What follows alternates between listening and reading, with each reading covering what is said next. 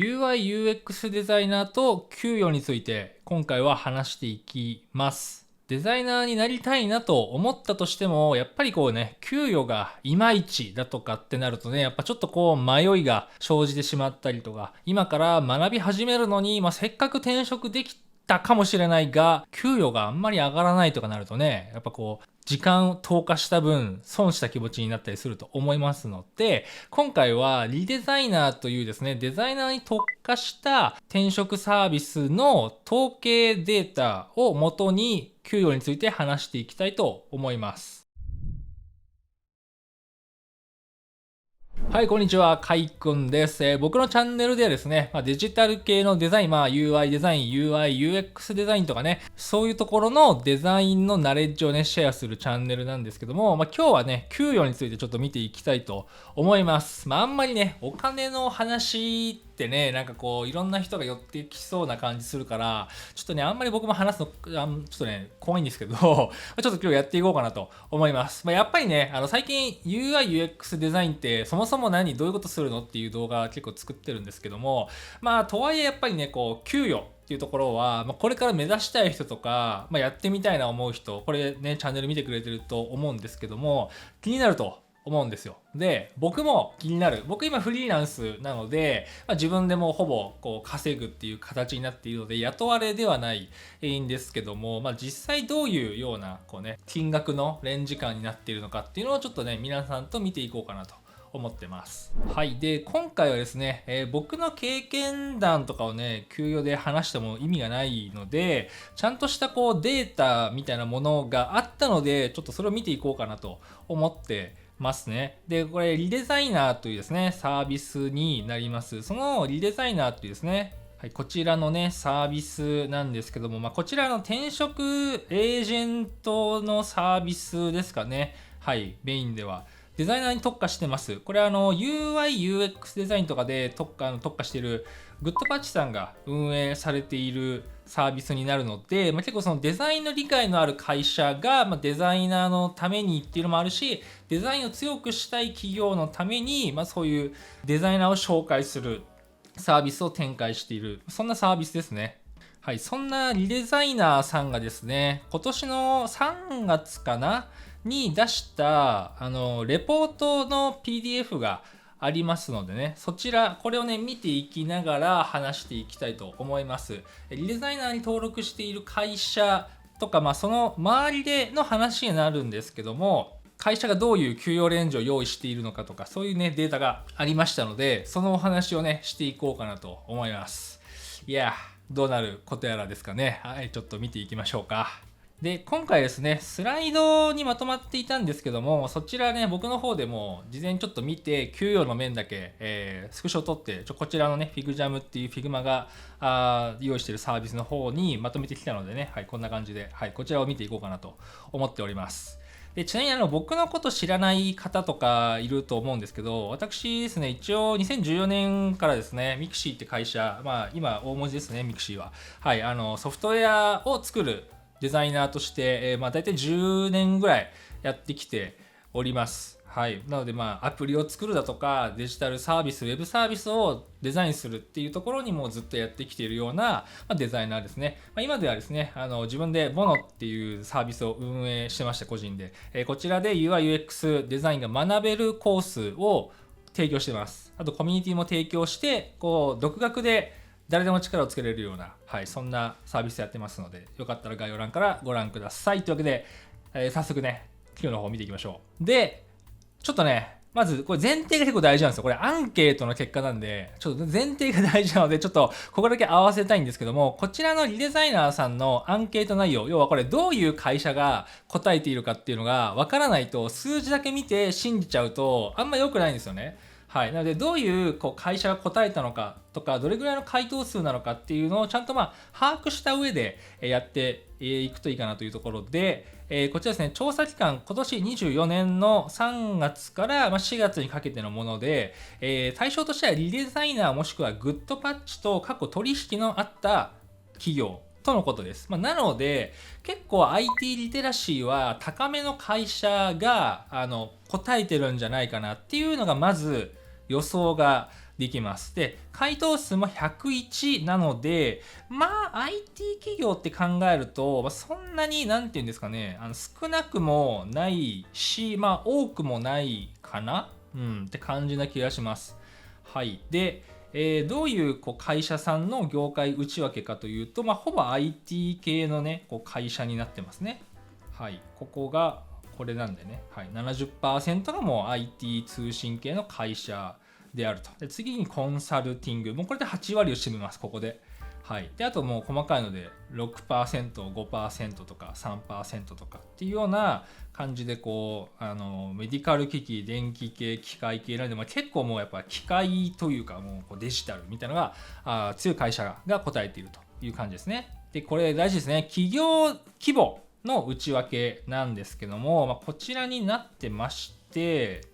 えば一番多い 36% だとこの赤色なんで、大体規模としては100人から1000人ぐらいの会社、従業員数の会社が一番多いと。で、次に 20% が50名以下。で、次が50から100名の間。ここだけで大体7割、8割ぐらいですかね。はい、を占めているというようなデータになってますので、いわゆる東京の IT 企業が答えているというような感じかなと思われますね。実際僕の経験で言うと、僕も本当この業界で育ってきたので、感覚としては全然わかるなというか、すごい予想がつくものが対象になっているかなという気はします。で、その関わってる会社の売上規模、これも結構大事ですよね。やっぱお金稼いでる会社じゃないと、給与って出せないですし、はい。要は、売上が立ってないようなちっちゃい会社だと、やっぱり給与ってなかなか上がらないとは思うんですよね。傾向的には。なので、ここもちょっと見ていくと、32%。一番多いとこが、これ年商ですかね、多分ね。10億から100億。っていう感じでした。ぶっちゃけ僕ここら辺のね、どんぐらいのものなのかがあんま分かってないですけど、だそうです。はい。で、次 28% が1から10億円の間。で、24% が、これ濃い赤なんで100億から1000億っていうことで、そこそこ稼いでらっしゃる会社になってくるのかなっていう気はしますけど、IT 企業で都内にあるってなってくると、これぐらいの規模感の会社が多いのかもしれません。これぐらいって言っても結構レンジありますけどね。このね、今3つ紹介しましたけど。で一応ですね、なんとなく感覚つかむために、年商1億円ってどれぐらいこの国内に存在してんのかなと思って、ちょっと、これあんまり申請はどうかちょっとわかんないですけど、ちょっと記事の切り抜き持ってきたんですけど、大体 20% ぐらいらしいですね。企業数で言うと69万社あると。はい。っていうような、上位 20% の会社の中の、その中でも IT に特化した話と思って、見ていっていただけるといいかなと思っておりますと。はい。こういう感じですね。で、どういう会社かっていうと、こういう会社が答えてますよって、一部だけですけど、抜粋してますね。結構、大きめな会社さんが多いのかなっていう気はしますかね。はい。IT の中でも、いろんなね、サイズ感って実はあるんですけど、全然稼いでいらっしゃったりとか、上場している、もしくは経験のある会社が並んでいるのかなというふうに思います。はい。という前提で、ちょっとじゃあ早速ですね、どういう形か、給与はいくらか見ていきましょうか。じゃあ最初に正社員の方をね、ちょっと見ていくんですけど、スライドがありました。はい、ドーン。こちら、こんな感じになっているそうです。レイヤー別に分かれてます。はい。要は役職のレベルごとですかね。はい。で、ジュニア、ミドル、リード、シニアっていうのがありまして、要はジュニアが、イメージですね。これどういう切り口かっていうのが書かれてなかったんですけど、結構離れたところのね、スライドに、こちらですね。ジュニアデザイナーっていうのは、先輩の指示があれば動けるデザイナーっていうレベルの定義らしいです。で、ミドルデザイナーはなんかサポートたまにするかもしれんけど、基本的にはなんか普通のデザイン作業は一人できますよみたいな感じのことを指している。で、リードデザイナーっていうのはその名の通り事業とかチームのリーダーっぽい感じの人ですかね。はい。で、デザインマネージャーがその上に来ると。この辺がシニアとかになってくるのかなとか、あとは役職持ってる、その執行役員的な役職を持ってる CDO、CXO みたいなところになってくるというような、そういう切り方をされているのかなというのが、さっきの図ですね。はい、戻りましょう。じゃあ、早速見ていくとですね、僕、ここにね、数字書いてきました。でかいとこだけね。なんでこれ見てやっていくんですけど、まずジュニアデザイナーの位だと、だいたい半数近くは400が500万前後ぐらいらしいですね。はい。で、ミドル行くと、一番でかいレンジはここでした。はい。なので、500から700万の間で、ミドルデザイナー、要は独り立ちというか多分一人で、普通のデザイン作業はそこそこ行えますよみたいな、ここのねレベル感も多分いっぱいあると思うんですけど、結構できる人と、最近ちょっとはできるようになったっていうのでもうだいぶ差があるとは思うんですけど、大体500から700のレンジかなというところが一番ボリュームとしては多いと。はい、で、リードデザイナーですね。事業とかチームの、リーダーっぽい、ちょっと引っ張っていける人、要は多分下にデザイナーがついて、もうその人をサポートしながら自分のデザイン業もできるみたいなレベル感だと思うんですけど、そういう人だと、一番でかいところで言うと600万から1000万ぐらいの、レンジみたいですね。はい、この辺になってくると結構1000万っていうちょっと国内で言うと、結構1000の入る数字が見えてきますね。で、シニアですね。この辺までいくとマネージャーとか執行役員レベルになってくると、800万から1200万ぐらいのレンジが一番ボリュームみたいな感じみたいです。ドーンどうですかこれ皆さんの感覚値として低かった高かったぜひコメントください。はい、僕としてはこんな感じなんじゃないかな、会社によるけどって感じですね。なのであんまり僕としてはなんかすごい高いな低いなっていうのはあんまりなかったですかね。言うとジュニアデザイナーで結構500、600もらってるみたいな人が4分の1いるっていうのはここに関しては結構高いかなって気はしましたかね。ジュニアって言ってもね、いろんな経歴の方いらっしゃるので、いろんなね一概に言えないんですけど、ジュニアレベルでここまで出せるっていうのはなかなか新卒とかを含むと、ここに入ってくるのかなって気はしますかね。今回は多分統計に入れてる会社って新卒採用とかされてる会社結構多そうなイメージさっきの見るとしたのでっていうのは結構びっくりでしたかね。あとミドル層があれですね、かなり差がありますね。ミドルの定義って多分ね、難しいんですよね。独り立ちしたって書いてましたけど、独り立ちしてできる業務のレベル感ってあるじゃないですか。要は、例えばもう UI 見た目はちゃんともう作れますよっていう話なのか、独り立ちしてその目的とか要件整理からもうガンガンやってくれて、そのデザイン、いわゆるビジュアルを作るところとかまでできるのかで言うと、独り立ちしてるんだけどレベル感ってめっちゃ違うと思うんですよね。っていう意味では確かにこんぐらいなんか広いレンジね出てくるかなって気がしましたね。多分僕の中だと何も言わなくてもとりあえずこれ作っといてみたいなのが作れる人とかガンガンそこ回していける人っていうのは確かに500、600万ぐらいのレンジに出せる会社に属していればいるのかなって気はするし、要件整理とかまで結構ガツガツ入れてそこまで評価されてる、デザイナーの人であれば、確かにこの辺のレンジとかは全然もらってるだろうなって気はしますね。であと次リードですね。ここも広いですね。だからここもさっき言ったみたいにどこをリードするのかっていう話でやっぱだいぶ変わってくるのかなと思います。デザイナーそのソフトウェアにこれね関わる会社が結構多いと思うんですよ。はい、これ回答した会社っていうのはなんでかっていうと、これ別のスライドなんですけど、その会社がデザイナーに求める役割とはっていう会社側の答えのこれ数字なんですけど、どういうものが多いかっていうと、ユーザーの声をプロダクトに反映したいとか、機能とかコンセプトの整理とか課題抽出みたいなのが結構上に来るんですよね。要は企業っていうのは別にその見た目だけ作れる人っていうのはあんまりっていうとあれで欲してる部分もちろんあるんだけどね、この辺とか見ると数字出てるんで。なんだけどやっぱ一番重要なのどこって言ったら、やっぱりそのサービスとかプロダクトをいかに良くしていくのか、要は課題が、今のプロダクトの課題が何かとか、顧客が誰かとか、そういうところからちゃんと入っていけるデザイナーさんがやっぱ欲しいよねみたいなね、これみんな言うんですよ。まあでもそうですよね。絶対それは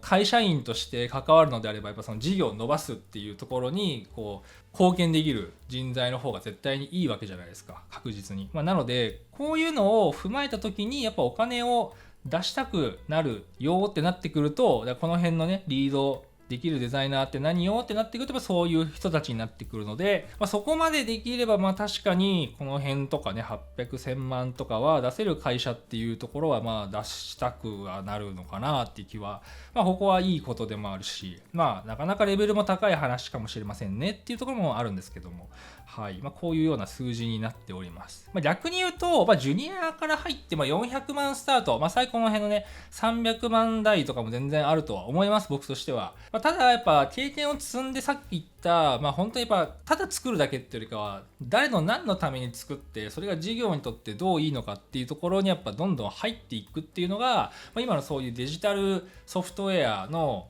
デザインをやる人たちにはめちゃくちゃ求められるんですよね。なのでそこまでちゃんとこう成長していくのに、そんなに人にもちろんよるんですけど、5年とか少なくて、6、7年とかやれば、多分ちゃんとやってれば600万ぐらいは絶対いけるんじゃないのかなっていう数字になってると思うんですよ。国内のね、給与レンジで言うと。って考えると、そんなに悪い話ではないのかなって個人的には思ったりはしますが、皆さんどうですかね。はい。っていうのが、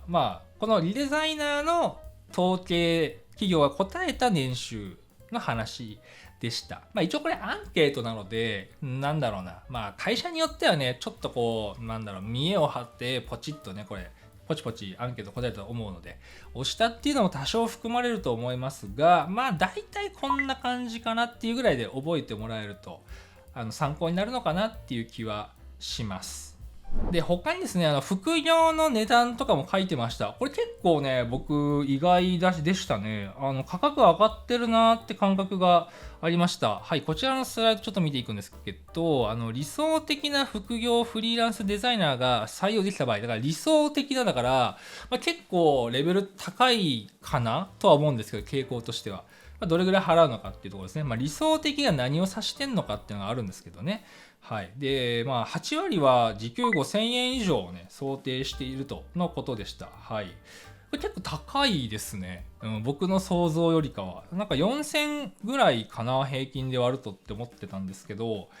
5000ぐらいなんで、結構ね、いいですよね、これは。でもこの理想的っていうのが何を指してるのかっていうのはあって、これちょっと別の話あるんですけど、結構やっぱね、今、デザイナーをすごいみんな求めてるんですけど、やっぱその作るのもできるし、要件も整理できるし、提案もできるし、みたいなので、結構、すごいスキルを求める方というか会社が多いんですよね。それぐらいあるとやっぱ結構ね安心して、そのデザインをこうすごい任せられるっていうのはもちろんわかるんですけど、そこのレベル鍛えるのってやっぱなかなかね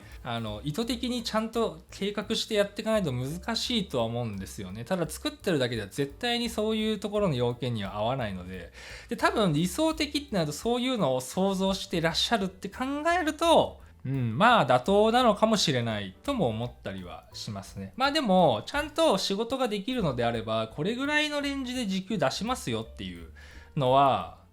結構夢がないわけじゃないのかなっていう気はします、個人的には。はい。っていうのは一応副業の話だったりとか、あとはですね、エグゼクティブ層っていう風に書いてまして、要はさっきちょっと出てきました、CDO とか CCO とか、最近 CXO とかもいますけど、要はチーフデザインオフィサーみたいな、チーフクリエイティブオフィサーとか、チーフエクスペリエンスオフィサーとか、そういう要はデザインの執行役員みたいな、大ボスみたいな感じですかね。を置く会社さんっていうのも、ちょっと増えているっていう統計はあるんですけど、そういう方々には全然1000万以上出してますよっていう、出すつもりもありますよ、採用してないけど、採用してるけど、みたいなところで言うと結構ね、高いですねっていうところで、シニアデザイナーとして、会社引っ張ってってやろうかな、みたいな人とか、そういう方ね、興味ある方いたら、全然余裕で多分1000万以上は狙えるんじゃないかなと思います。ぶっちゃけ CXO、CDO とかで、例えばジャスト1000万でお願いしますとか言われてもちょっと低いっすかね。会社の規模感とかフェーズによるんですけど、1200万以上って答えた人が 58% 増加なんで、能力値によっては全然1500とかまではいけるんじゃないのかなっていう気がします。あとはやっぱ IT 会社がね、儲かれば儲かるほどこの辺のレンジは上がっていくのかなっていう気はしますね。外資系の会社とかってね、2000万円とかの方いらっしゃいますよね。なんか Amazon とかね。はい。デザイナーじゃなくて本当に Amazon のそういう従業員の方ですね。はい。みたいな話もあるので、上は狙えないの業界ではないのかなっていう気は、この数字を見ると思うんですけど、皆さんいかがでしょうか。一応もう一回言うと、これ東京の多分 IT 会社が中心に出してる、話ではあると思うので、ちょっと地方に住んでこれ見ていらっしゃる方とかは若干肌感が合わないかなとは思いますが、東京だとこんな感じなのかなって気はしているし、僕も周りのデザイナーの知り合いとか、プロダクトの開発に関わってる知り合いとかの話を聞く限りでは、そんなずれてないなって感覚値ではあるので、多分、そこそこ合ってるんじゃないかなって思います。はい、というわけで、UI、UX デザイナーのね、給与面見ていきました。UI、UX デザイナーとは言ったものの、さっきのね、エグゼクティブ層とかマネージャーとかになってくると、肩書きはそうじゃないとは思うんですけど、それは IT の分野、IT のサービスで活躍するデザイナーの給与について、ちょっと見ていきました。はい、これ興味ある方いたらですね、一応企業向けっぽいので、なんかフォームにいろいろ書かなきゃいけないんですけど、多分個人でも一応このスライドゲットすることはできますので、皆さんもぜひね、興味持ったら概要欄に貼ってるかな、リデザイナーの URL ぐらいは貼ってるかなと思いますので、ぜひちょっと調べてみてもらえるといいかもしれません。はい。というわけで、私のチャンネルではですね、こんな感じでデジタル系のね、デザイナー、特に UI、UX デザイナーとか、はい、そういうタイプのデザインの話をしてますので、この動画見て、なるほど、結構もらえるじゃねえか。いや、思ったより低いなって思った方は、ぜひグッドボタンお願いします。どっちもね。はい。あとチャンネル登録もね、よろしくお願いします。というわけでまた次の動画でお会いしましょう。バイバーイ。動画を見てくださってありがとうございました。僕がやっている Bono というですね、UI と UX デザインのコミュニティというものがあります。そこではメンバー限定のコンテンツと、コミュニティの質問とかフィードバックっていうのをやっております。コンテンツでは僕がビジュアルを作る前からどうやったらユーザーさんに届けるのかっていうところからね、デザインをするっていうフローを全て公開する実践的なコンテンツをやっていたりとか、自分でお題を解いてそれをチャレンジできるような、身につけた知識を実践アウトプットできるようなコンテンツを用意しています。で、コミュニティの方では質問にキャリアだったりとか、自分の作ったもののフィードバックだったりとか、本当に何でもお答えするっていうものをやっております。概要欄からボノについては、チェックできますので、UI デザインとか UX デザインに興味のある方はぜひね、チェックしてみてください。